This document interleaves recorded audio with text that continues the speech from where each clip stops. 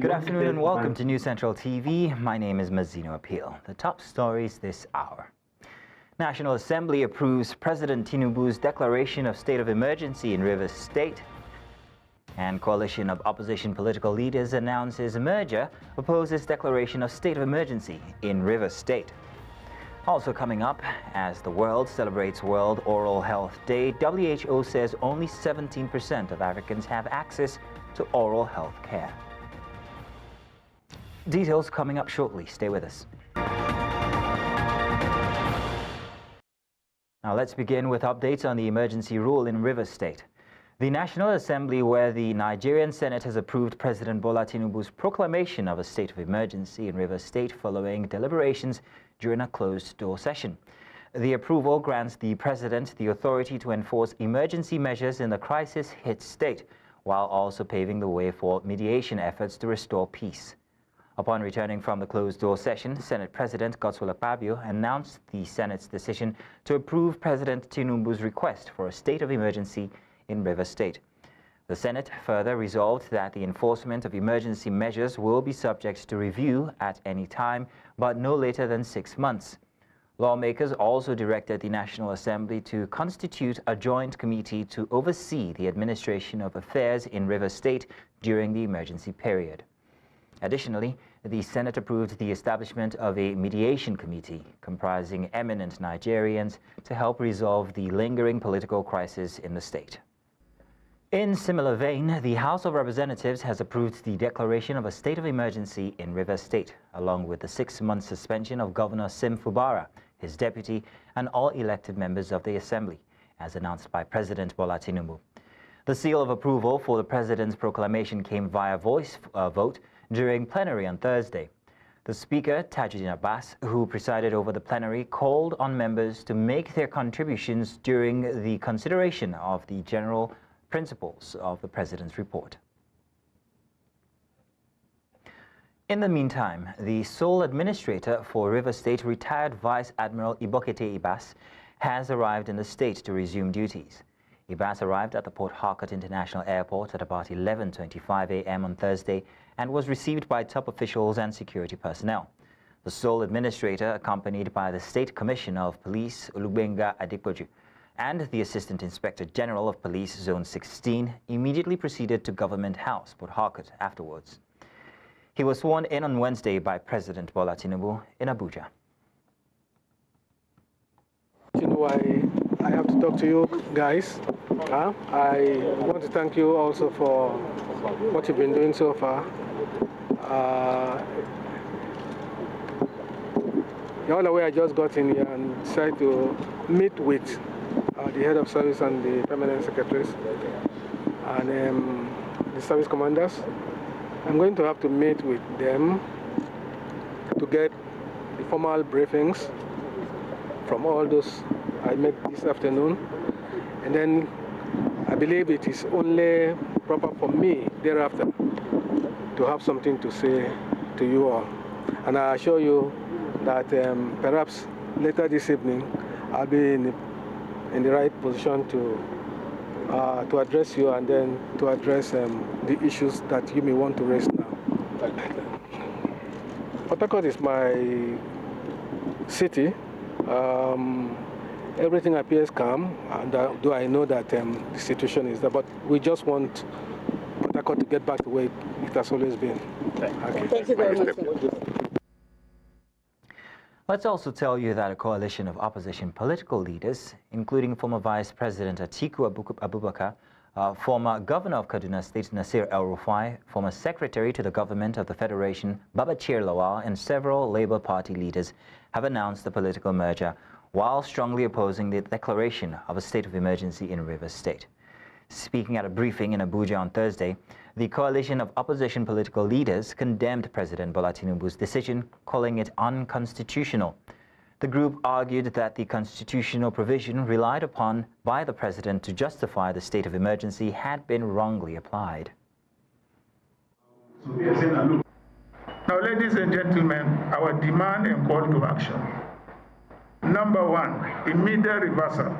We call on President Bola Ahmed Tinubu to immediately revoke this unconstitutional proclamation and reinstate the elected governor, deputy governor, and state assembly of Rivers State.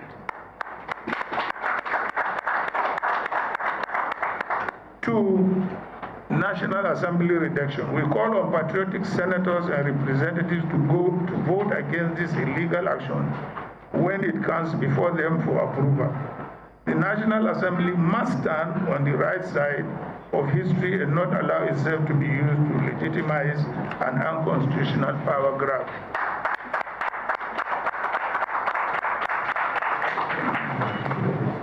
Three, judicial intervention. We urge the judiciary to act swiftly in striking down this proclamation, as it sets a dangerous precedent that could be used to arbitrarily remove any governor in the future. I am very happy to read the ruling of a judge in Rivers State which directed a status quo. Number 4, Nigerians must defend democracy. It's not only the responsibility of the opposition to defend democracy. It's the responsibility of all Nigerians, all of you, to defend democracy. Otherwise, there won't be a Nigeria. We call on all civil society organizations, political groups, and Nigerians of good conscience to stand firm in the defense of this democracy that we all have toiled to build. Rivers State is not a conquered territory, and Nigeria is not a dictatorship requiring the replacement of an elected governor with a military administrator. Your Excellency, sir, my name is Amadin Uyi. I'm with News Central Television. Sir, this coalition speaking against the events in Rivers State. The last time we have seen representatives from the major opposition parties, the PDP, the SDP, and the Labour Party. We know that in politics, sometimes it takes one event for politicians to rise up in unison to say enough is enough. And now for an update on the situation in Rivers State, we now go to our News Central correspondent Biola Festus, who's been on ground covering the instances that has been coming out of Rivers State. Biola, good afternoon. Thank you very much for joining us. I'm hoping that you're there to give us an update. Unfortunately, I'm being told that the connection is not yet stable. We'll bring you Biola's input eventually. But for now, to discuss the issues inside of Rivers State, we're joined by public affairs analyst Adnan Mukhtar. Mr. Mukhtar, you're welcome. Thank you very much for joining us. Thank you for having me. You're welcome. Now, let's have your thoughts on the approval of the state of emergency by the National Assembly before we ask other questions. What are your thoughts? My thoughts over the declaration of the state of emergency in Rivers State has been the thought of many senior lawyers in the country. Many activists and opposition leaders have kicked against the declaration of state of emergency in Rivers State. So that is also my own stand, that the declaration of the state of emergency by appointing or by suspending the governor, Siminalayi Povara, and his deputy, Professor Ngozi Odu, by appointing a sole administrator in Rivers State in a democratic setting is very unfortunate and is unconstitutional. And to this moment, the government has not yet defended its action by providing a constitutional backing. So this has been my thought, and this has been the thought of every well-meaning Nigerian, that what happened at Rivers State, declaration of the state of emergency, is like, turning the country into like the administration of President Bola Ahmed Tinubu is not differentiating itself with a military government. So this is my take, and I believe you as a journalist, this has been the take of so many public affairs analysts and commentators in the country. Well, Adnan, there are other schools of thought. There's one that states that the declaration of the state of emergency by the president is his way of saving the governor, that's Governor Siminalayi Fubara, from impeachment. What do you think about this? But it's not the president is not an issue of saving the governor from impeachment. If the governor is impeached by the State of House of Assembly, so that it be, and it should be that. You can't deny the members of the State House of Assembly their right. If they find the governor of any misconduct, of any wrongdoing, they have the right to impeach him. You can't just say that you just intervene by declaring a state of emergency to save the governor, which is it is evidently clear, obviously clear that the president in his speech was seen blaming the governor instead of appearing as a father by mediating, by not taking a side. But it's very unfortunate that every well-meaning Nigerian has been seeing what's happening in Rivers. The president has been, indirectly backing or supporting his cabinet member in the crisis. I'm not supporting Siminala Yufubara for what he has done, but the president could have allowed, instead of declaring this state of emergency by suspending the governor, which is unconstitutional, it is better for the president to allow the members of the State House of Assembly to exercise their constitutional right. They find the governor of any wrongdoing, they should give him the notice of impeachment, ask the state chief judge to constitute a panel of investigation. If they find him guilty, he should be impeached. I think that would have been appropriate. But what the president has done by declaring state of emergency, by even appointing a sole administrator, suspending an elected governor who was elected like the president into power, is very, very wrong, and it's not, it's discouraging many people from participating in our democracy. And the world is seeing, the international community is seeing, this is setting a very bad precedent for other leaders that are coming in the future. Adnan Mukhtar, I want to say thank you very much for your submission this afternoon. You're welcome. Thank you. And now let's go back to River State, where we tried from earlier to have our correspondent, Biola Festus, who's on the ground following the instances that are coming out of the state of emergency that has been imposed on River State. Biola Festus, good afternoon once again. Thank you very much for joining us. If you'll give us details about what is happening currently in River State, would really be delighted. Good afternoon, Mazino. We are at the popular Rumola Junction in Port Harcourt. Yeah, the situation is calm. Everywhere is calm here. There's not been any cause for alarm. The new sole administrator took over like an hour ago, and it was billed for a press briefing. But at the press briefing, he said he was yet to get briefing from the permanent secretaries. That means he has to brief, they have to brief him for him to know his next action. So we are waiting for that. While we wait on that, we've been on the streets talking to the people, and they have been sharing their views on it. I have a Port Harcourt resident who is standing by me, who would like to talk to us how she feels about another man taking over the rulership of River State other than the executive governor. Can you tell us how you're feeling right now with the state of emergency and the new administratorship in the state?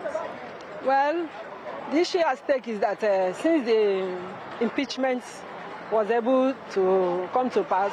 Sorry, we have to make the clarification. He was not impeached. The governor was suspended. Okay. He was asked to step aside. So now that a new person, a new man is in government house to take over the rulership of River State, as an indigent or as a resident here, how do you feel? All that I feel very happy also, because the government, the office is not closed, it's not empty. Somebody is there also to run the affairs of the states. But all I'm pleading is that let there be peace and equity. Let there be peace. Even the coffin, let no soul, let nobody, let there be no bloodshed. Let everything be working together. After all, we are all the same Nigerians, we are brothers. Let everything work in order. So that's what I feel about. Okay, if I may ask you, if you get to see the new sole administrator today and you sit with him, what would you ask him to do for River State? What would you ask him to do differently? Okay, the new sole administrator that is being seated, that has already been seated, I'll also ask him to also pursue peace in the states. Peace, because we have done a lot of peace in River State. River State is not a war zone. A lot of peace no shooting again, not like previous years. No sudden outbursts of crisis. He should also maintain, let the peace, and let the people also go out without fear. Let their business also work very well, and help the people. Thank you so much, Madam. Mazino, so that's a Port Harcourt resident begging or pleading that whatever happens in the state, peace should be maintained. You know, this care of going back to the era of militancy or insecurity in the state is a source of concern to the people. So all they are asking for is a peaceful river state.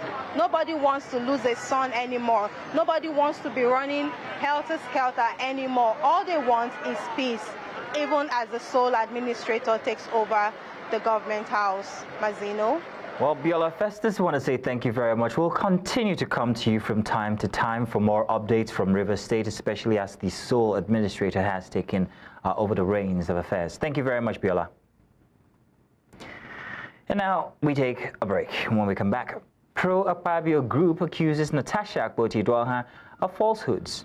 Details of this and more after the break. Join us then. And you're welcome back. And now we go live to Lokoja in Kogi State, where we have our correspondent, Marshall Onoye, who will be telling us details about what's happening with the, attempt to recall former Senator Natasha Akpoti-Aduaghan. Marshall, good afternoon. Thank you very much for joining us this afternoon. We're hoping that you're connected already. Hello, Marshall. We're here in Lokoja. Mazino, can you hear me? Yes, I can hear you now. Go ahead, Marshall.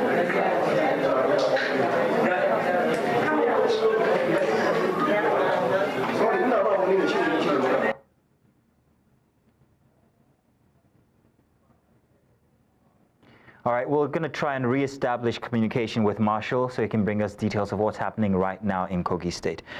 But on from that, the Ministers of Interior and Foreign Affairs have presented their performance scorecards, highlighting key achievements in security and diplomacy. Foreign Affairs Ministry Yusuf Tugar underscored Nigeria's strengthened diplomatic ties, increased foreign investment, and growing influence on the global stage. He reassured citizens of the government's commitment to fostering international partnerships and ensuring regional stability. At the briefing, the Interior Minister outlined improvements in border security, immigration reforms, and also emergency response systems. He highlighted the deployment of advanced surveillance technology to curb illegal migration and enhance national safety. Both ministers pledged continued progress in their respective sectors. Nigeria's image abroad, I'm talking about compensating for any faults that we may have projected. And I think we've succeeded in that thus far. But so the next stage is really to exalt and glorify Nigeria's image abroad. In terms of redemption, we now have a good image. I'm confident to say that. The dignity of Nigerian citizens in other countries. And by having a zero tolerance for the humiliation of Nigerians anywhere in the world. And it doesn't matter how high or how low. It can be Victor Osimhen trying to be rubbish or trying to be prejudiced towards, and it can be somebody who is lonely, living in a country outside Nigeria. Now, I will give you real life examples, and I will start by a young man from Benue State by the name of Jesse Ode, who was locked up in a country. I'm not going to name the country. No need to know. We are not going to be naming names. And even though there were instructions to even have him released by the authorities, the highest authorities of that country, it never happened for years until the Bola Ahmed Tinubu administration negotiated through the Ministry of Foreign Affairs using diplomatic channels and diplomatic pressure to have Jesse Ode released. He's back home, he's living safely, he's going about his business. A group of protesting youth have accused Kogi lawmaker Natasha Akpoti-Aduaghan of whipping false sentiments in the Senate and misrepresenting facts following her allegation against the President of the Senate, Godswill Akpabio, of sexual harassment.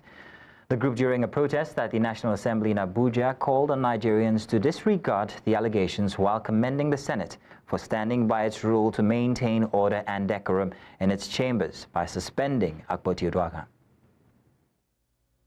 Senator Natasha has deliberately twisted the facts of the case to suit her false and selfish narrative of sexual harassment, victimization, and suppression of the leadership by the leadership of the Senate. It is worthy of note and very important that Nigerians should separate the facts from sensationalism and resist the growing trend of exploiting gender sentiment to mask disorderly conduct within the Senate by Senator Natasha. The legislative chamber is not a battleground for personal grievances or emotional outbursts, but a place of order, debate, and democratic principle. The Senate's decision to suspend Senator Akpoti-Aduaghan was a necessary measure to maintain the integrity and dignity of the legislative body. We urge all Nigerians to support the Senate in its efforts to maintain order and discipline and to reject any attempts to exploit emotional blackmail or social media outrage to undermine our democratic institutions. And now we go back to Kogi State, where we were trying to reach our correspondent Marshall Onanye on the issue of the Kogi Central Women Development Association, as they are trying their best to recall Natasha Akpoti. They've converged on the Reverton Hotel in Lokoja, where we will be, contacting Marshall right now. Hopefully we have it this time. Marshall, good afternoon. Please give us an update of what's happening there in Lokoja.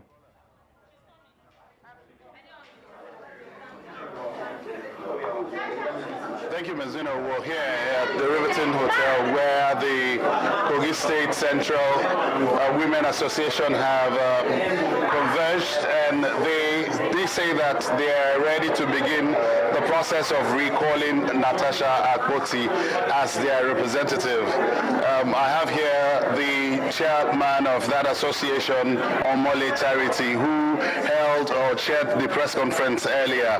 Now, earlier on you said you're ready to start the process of recalling your senator.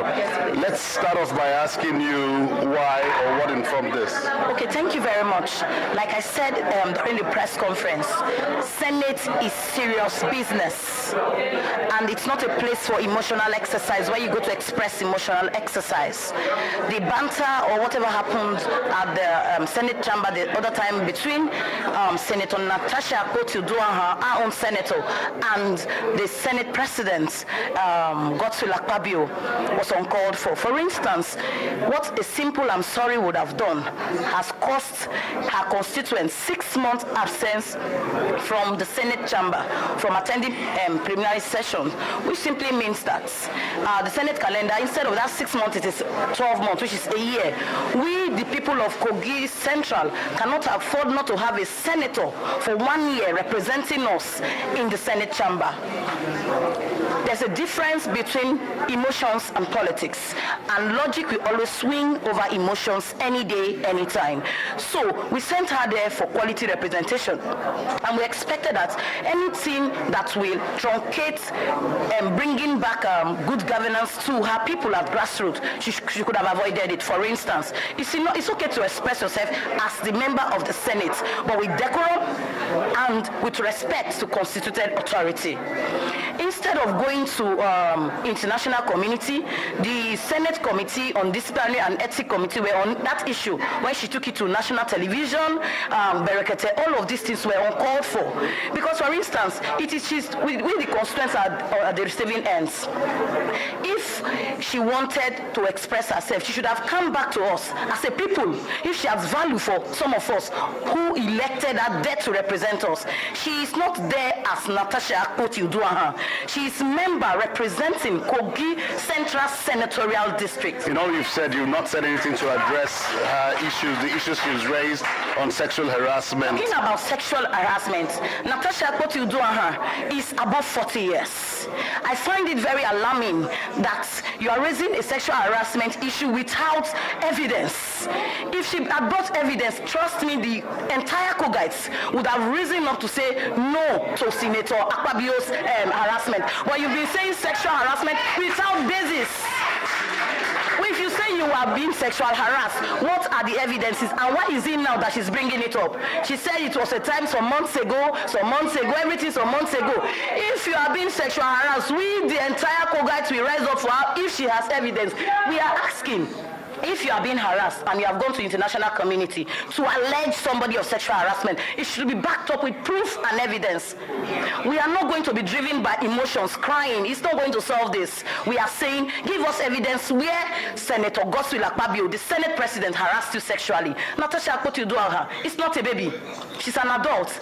And as such, she would have had evidences where the Senate President either sexual harassed her by writing or by anything. But now you're just saying he sexual harassed you. We have given now weeks to present to the entire Kogi Central Senatorial District people where the evidence is. But till now, no evidence. And we cannot afford not to have a senator representing us. Is this move, can you tell us if this move is in any way politically motivated? Because we know that yesterday some people, Kogi indigents, were asked to come out, turn out in their numbers with their voter registration card, and were asked to sign some documents which, unknown to them, were supposed to be the recalling of Natasha from the National Assembly. They were told that they were coming out for empowerment. Is this from your quarters? Thank you very much. I think that people should learn to separate issues from personality. Talking about asking voters to bring their cards. In the proper recall process, voters must come out with their identification cards, which is their voters registration card. And as such, can everybody be against you? No. We have people from both PDP and APC coming to say no to, well, no, there's no personal vendetta in this matter. It is just simple white and black. If you are being sexual harassed, prove to your people that you are sexual harassed. So my concern here is asking electorates to come out with their voters card and telling them you're calling them out for empowerment rather than telling them outright. Evidences of the empowerment. Who said that? When? Let them bring proofs if they have. We're working on facts and figures. If you are there, if there's an evidence where Kogites are being asked to come out for empowerment, and who even empowers their citizens or their electorates with voters card, nobody does that. It's in 2025. Nobody tells electorates to bring their voters card, and as such, I think those are baseless arguments. Thank you very much. Well, Mazido, you've just heard from Omole Charity, who's the chairman of the Association of Kogi Central Development. And at every point she has an issue with somebody, she tries to put the blame. You know, the blame game is enough. For instance, it's okay for you to feel that you're not in the same political party with the government of the day. But is it the government of the day that sent you to disobey simple rules in their National Assembly? No. The National Assembly is an instituted authority. Is the legislative arm, is the highest legislative arm of government in the country. And as such, they are men of timber and caliber, representing different senatorial districts. And we also have other female senators. Why have they not been sexual harassed by the Senate President? As a note of finality, I want to ask and hear from you, this movement that you've just started today, you're saying it is not politically motivated by APC or PDP or any other political party in any way? It is not politically motivated, and it is not personal vendetta. It is what it is. We cannot afford to not have a representative in the National Assembly for a year. It is too much for the people of Kogi Central, and we are saying no, we must have a representative. And since it's too big to apologize to the Senate, then she should come back and let's pick somebody who is enough to understand that the people comes first before our ego and pride. Thank you very much. Well, there you have it. I think much has been said. We'll still be on this issue. We're here in Kogi State, and we'll still look at other sides and other facts. Thank you very much. Marshall, I want to say thank you very much for asking the critical questions there. Thank you indeed. Moving on now, the World Health Organization has raised concerns about the state of oral health care in Africa, revealing that the region lags behind key global oral health indicators. The WHO Acting Regional Director for Africa, Dr. Chikwe Ihekwezu, stated that only 17% of the region's population has access to essential oral health care services. He made this known in his message on Thursday as the world marks 2025 World Oral Day, observed annually on the 20th of March to raise awareness and also prioritize oral health. So to discuss the significance of the day, we are joined by Vice Chair, Nigeria Delta Association, Lagos, Bimbo Oyedokun. Bimbo, you're welcome. Thank you very much for joining us. Thank you very much, Mazino. Good. Now, Bimbo, please, if you tell us what the significance of setting aside a day for World Oral Health is. Okay. It is important because oral health is as important as any other aspect of your health.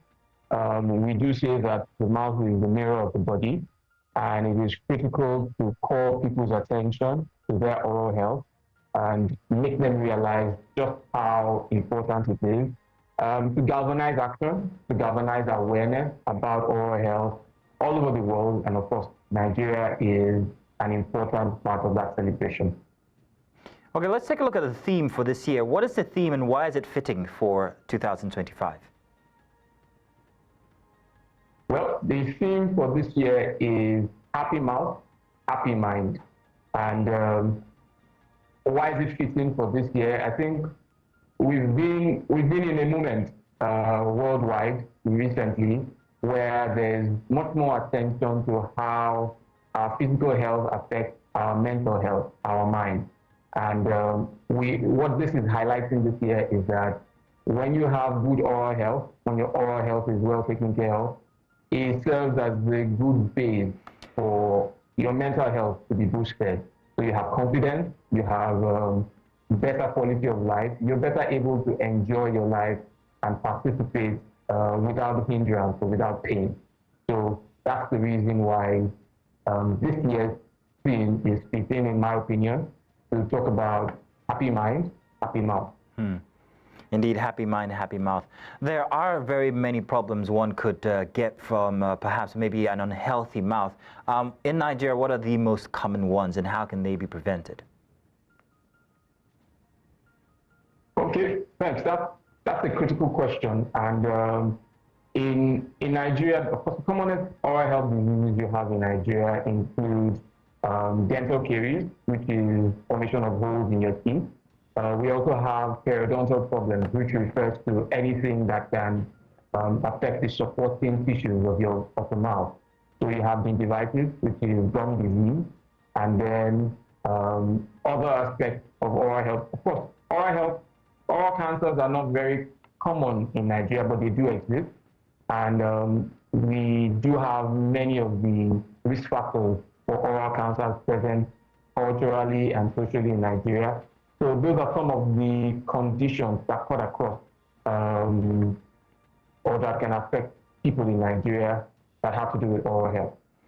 Well, Bimbo, I want to say thank you very much. And remember, happy mouth, happy mind. Thank you very much, Bimbo.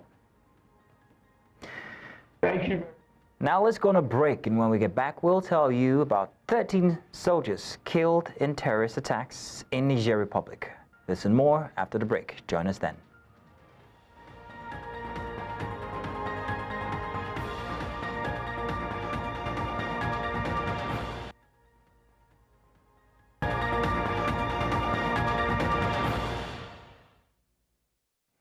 Welcome back. Now, the Nigerian army has confirmed that 13 soldiers have been killed in 2 separate terrorist attacks. The first attack took place on the 15th of March at a gold mining site in the Tileberi region, where 9 soldiers lost their lives in a battle with Islamic State's affiliates. The assailants, who arrived at around 100 motorcycles from Burkina Faso, were confronted by Nigerian and Burkinabe forces, resulting in the deaths of 55 terrorists, while 7 Nigerian soldiers were wounded. 2 days later, a Boko Haram attack on a military outpost claimed the lives of 4 more soldiers. Despite these challenges, Niger's ruling junta, which seized power in the July 2023 coup, is working alongside Mali and Burkina Faso to establish a 5,000-strong regional force to tackle ongoing security threats.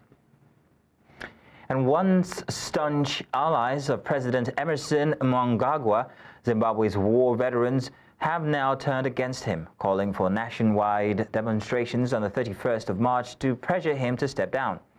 Led by Blessed Geza and group accused Mnangagwa of grand corruption and incompetence, demanding his immediate resignation.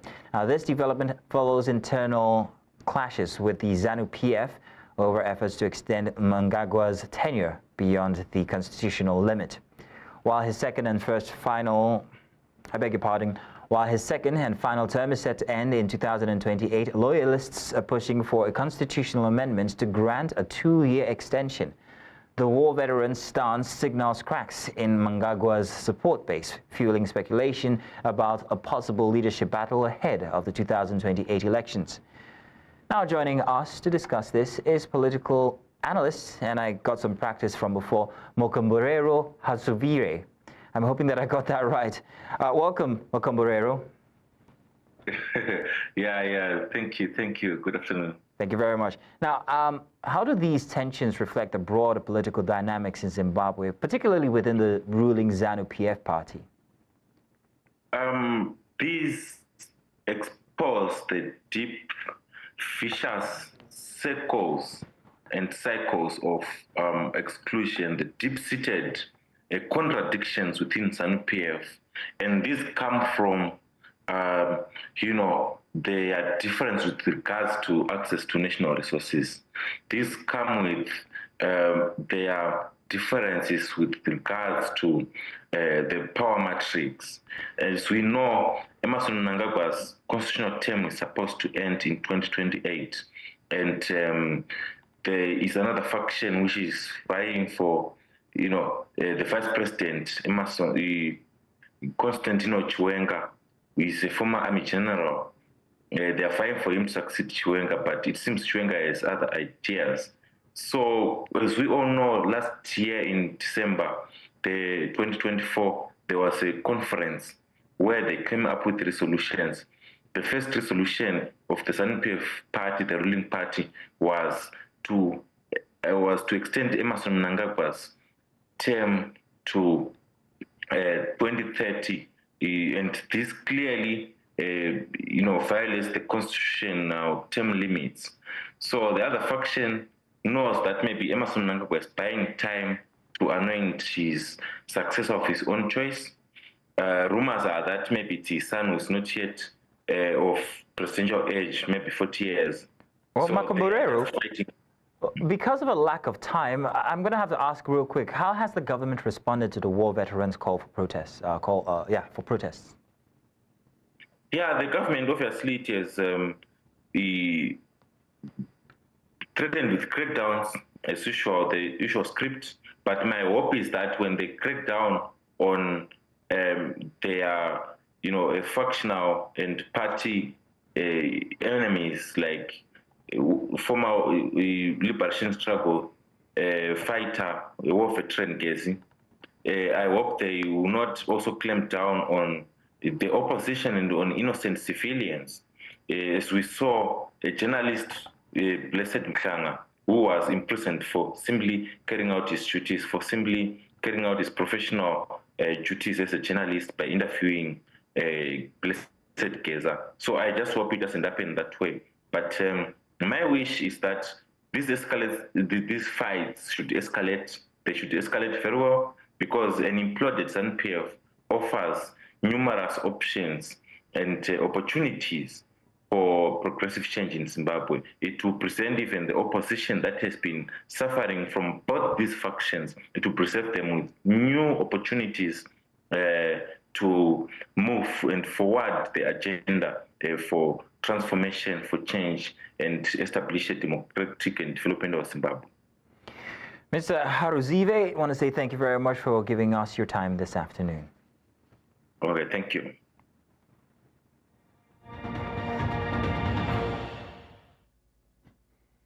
Now, efforts to end the ongoing war have seen Ukraine, Russia, and the United States engage in peace talks, focusing on a potential ceasefire, territorial disputes, and also security guarantees for Ukraine. Now, diplomatic sources suggest some progress has been made, but major disagreements persist, particularly regarding Russia's continued military presence in occupied regions. The United States has reaffirmed its support for Ukraine's sovereignty while urging both sides to pursue a peaceful resolution. However, Ukraine remains firm in its demand for a full withdrawal of Russian troops, while Moscow insists on security guarantees and the lifting of sanctions. For more on this, we're joined by our international correspondent, Afua Hagan. Afua, good afternoon. Thank you very much for joining us. What's the latest, please, on the peace talks between Ukraine, Russia, and the USA? Well, President Donald Trump said himself and President Zelensky had a very good phone call yesterday. This is in contrast to their meeting that they had in the Oval Office just a few Fridays ago that was fractious, to say the least. The ownership of power plants in the Ukraine was discussed at that meeting, with the US potentially taking over ownership of some of those power plants. The one discussed is actually a Russian-held facility in Ukraine at the moment. Like you said, the tone of the call was very jovial, very friendly.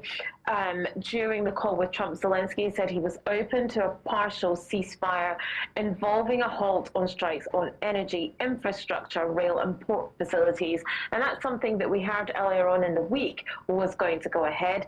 Doesn't seem like it has been in place at the moment. Now, meanwhile, here in London, there's a closed-door meeting between defence chiefs of the Coalition of the Willing. This is something that Keir Starmer and France's Emmanuel Macron are spearheading.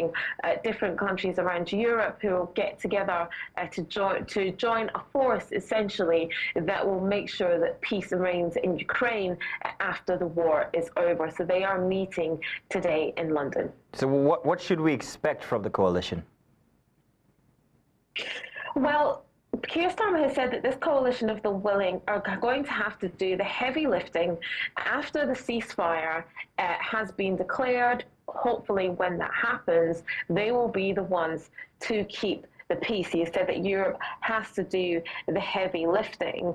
At the moment, when he was going into that meeting, he said he doesn't know if there is a deal. He's hoping that there will be, and they will react straight away. So the primary concern of the group, what they want to do, is to focus on keeping the sky safe, the sea safe, the border safe, and to secure Ukraine. There's about 30 countries that are in this so-called coalition of the willing. So is the 30-day ceasefire on targeting Ukrainian infrastructure holding?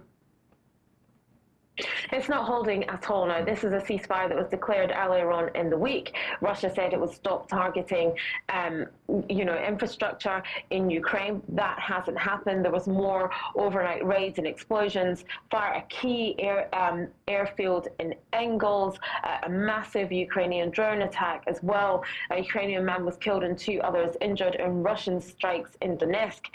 10 people killed in another area on Russian strikes. And there's also reports that Ukraine has lost some ground in the region of Kursk as well. So this cessation of attacks, particularly on infrastructure that Russia said it would adhere to, is not being adhered to in any way, shape or form. Afua Hagan, thank you very much for giving us your afternoon. We appreciate this. We'll be coming back to you for more, especially later this evening.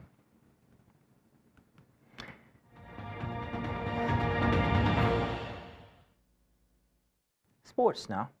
Super Eagles captain Williams Drus Ekong admitted that the team is fired up for the clash with the Amavubi of Rwanda. Eric Schell's side started preparations for the crucial 2026 FIFA World Cup qualifying fixture on Tuesday. The players had another session at the Amahoro Stadium training ground on Wednesday night. The centre-back declared that they are looking forward to the crucial clash. Now, President in camp, we fired up. Of course, we have a big job ahead. It comes with the pressure, but I keep saying to everyone that this pressure is a privilege. So all the boys are feeling that. We're very happy to work with a new coach. He's given us a lot of new instructions. So for us, it's just to make sure that we understand what he wants from us on Friday, but we're working towards that now. And that's all this hour. But before we go, let's take another look at some of the major stories we brought your way. We told you, Atiku, El-Rufai, others announced merger, rejects state of emergency in Rivers State, and also Rivers government has denied court order blocking sole administrator's resumption as Senate defers state of emergency debate. We also told you that as the world celebrates World Oral Health Day, WHO says only 17% of Africans have access to oral health care.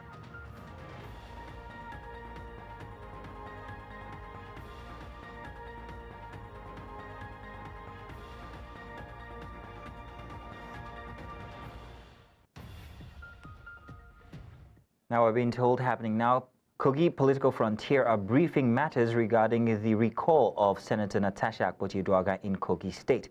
Well, we're bringing you more details about this one. In fact, we're taking that right now. Let's see the visuals.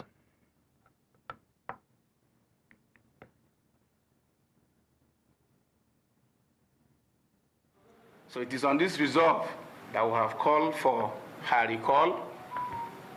Just yesterday, if you go through Kogi Central Territorial District, you know that both the women, both the men, the youths are firmly happy to showcase to the people, to the world, that what is happening in the world today about Senator Natasha Akpoti-Uduaghan and the Senate President and the entire Senate are just words from her are misrepresentation of facts of what is happening. The good people of Kogi Central are learned and we are elites. We have followed thoroughly and we have been watching keenly. But we deem it fit that is teaching time saves night. We have to commence the process of recalling her so as to enable us field a better candidate for that position. Thank you.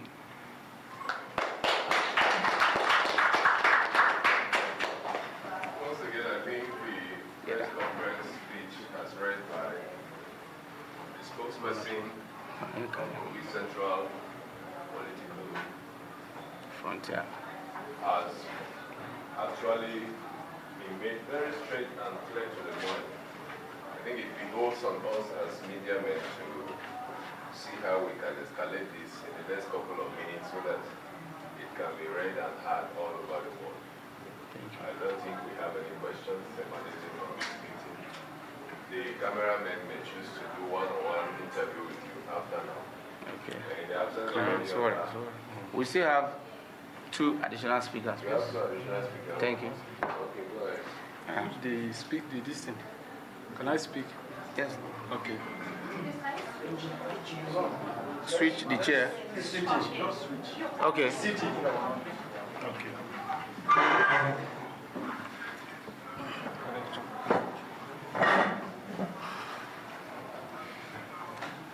Gentlemen of the press. Wait. Okay. Visuals right now from Kogi State, from the Kogi Central Political Frontier, as they deliberate on matters regarding the recall of Senator Natasha Akpoti-Uduaghan as their representative.